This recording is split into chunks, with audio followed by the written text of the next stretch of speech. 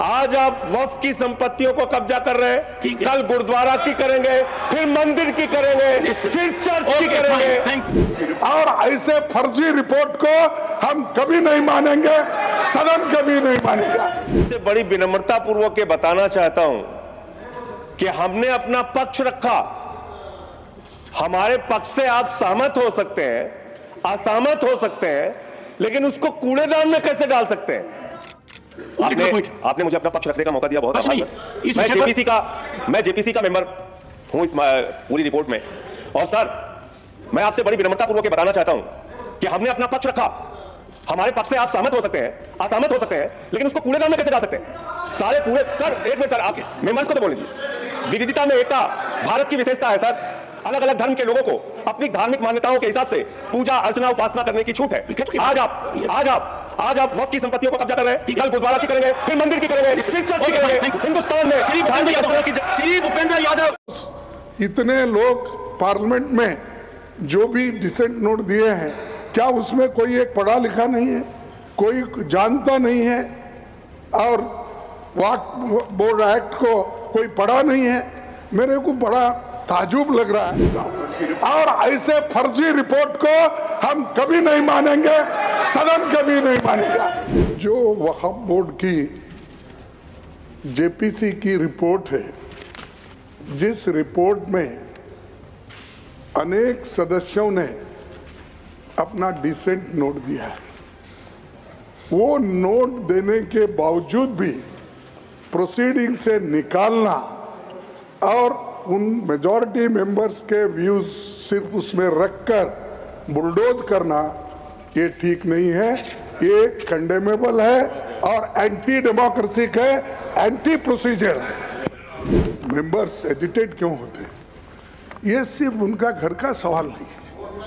मैं तो बहुत कोर्ट को बहुत करते। सर धन्यवाद,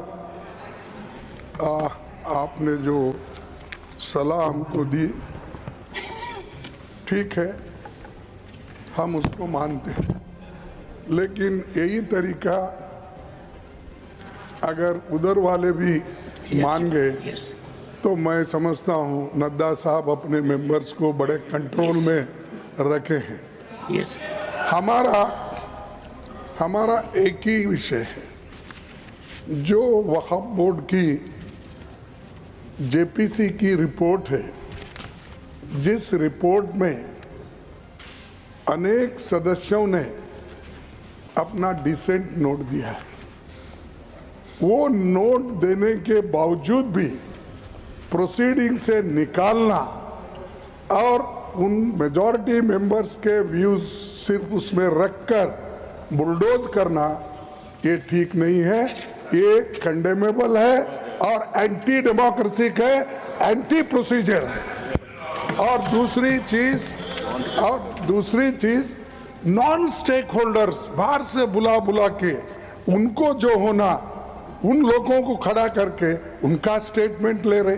और जो इतने लोग पार्लियामेंट में जो भी डिसेंट नोट दिए हैं, क्या उसमें कोई एक पढ़ा लिखा नहीं है, कोई जानता नहीं है, और वक्फ बोर्ड एक्ट को कोई पढ़ा नहीं है? मेरे को बड़ा ताजुब लग रहा है। अरे आपको अगर कुछ करना भी है तो आप डिसेंट नोट के व्यूज को प्रिंट करके या अपने रिपोर्ट में डाल के बोलना चाहिए, उसके बजाय उसको डिलीट करके अगर कोई रिपोर्ट होती है मैं उसको कंडेम करता हूं। और ऐसे फर्जी रिपोर्ट को हम कभी नहीं मानेंगे, सदन कभी नहीं मानेगा। और जब प्रोसीजर फॉलो नहीं होती, वो पार्ट ऑफ इस हाउस का विभाग नहीं बन सकता। तो इसीलिए मैं आपसे विनती कर रहा हूं कि उनको डायरेक्शन दीजिए, जो भी रिपोर्ट आई है वो अगर वो रिपोर्ट में डिसेंट्स व्यूज नहीं है तो उसको वापस भेजिए, निकाल दीजिए, और उसके बाद में फिर एक बार, दो बार और एक बार आप पुनर्विचार करके उस सभी डिसेंट व्यूज को डाल के आप पेश कीजिए, फिर आगे क्या होता हम देख लेंगे। दूसरी बात सर, देखो He's on his legs. No, दूसरी बात सर, आप मालूम है जब मेंबर्स एजिटेट क्यों होते हैं, ये सिर्फ उनका घर का सवाल नहीं है। मैं अरे तो बहुत कोर्ट को बहुत करते, बैठो को बहुत कोर्ट वाले हैं इधर देखिए सर, सर। मैं ये किसी इंडिविजुअल का सवाल नहीं, वो मेंबर्स जो आके एजिटेट कर रहे हैं तो कहीं अपने लिए नहीं, पूरे समाज के लिए जिनके ऊपर अन्याय हो रहा है उस अन्याय के खिलाफ वो प्रोजेक्ट कर रहे हैं, और इससे देश के लिए भी ठीक है, क्योंकि we wanted a united all inclusive growth और पीसफुल रहना कंट्री, ये सभी हम चाहते हैं और उसके लिए हम मदद भी कर रहे हैं आपको। लेकिन आप ये संविधान के विरुद्ध अगर ऐसी चीजें करती है तो ऐसा ही गड़बड़ होता है, फिर इसको लोग प्रोटेस्ट करेंगे।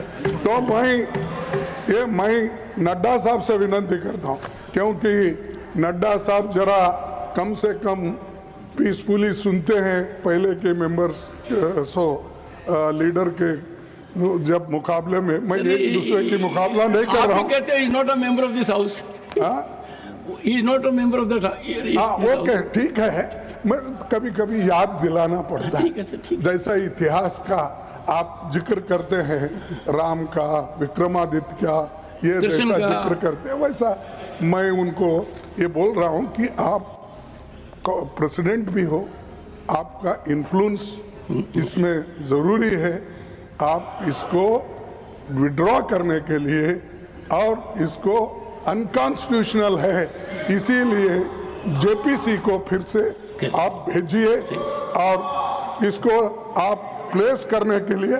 सर आप रिफ्यूज कर सकते हैं, कितने गवर्नर बिल्स रिफ्यूज करके वापस भेजे हैं हर स्टेट में सर गवर्नर छोटे रीजन जो संबंधित नहीं है, तमिलनाडु का गवर्नर भेजता है और कर्नाटक भेजते हैं, हर जगह। इसीलिए मैं बोलता हूँ आप वो डिसेंट नोट्स को डलवाइए, फिर से उसको रिपोर्ट में डालिए, तब तक ये वापस भेजिए और आप करना चाहिए।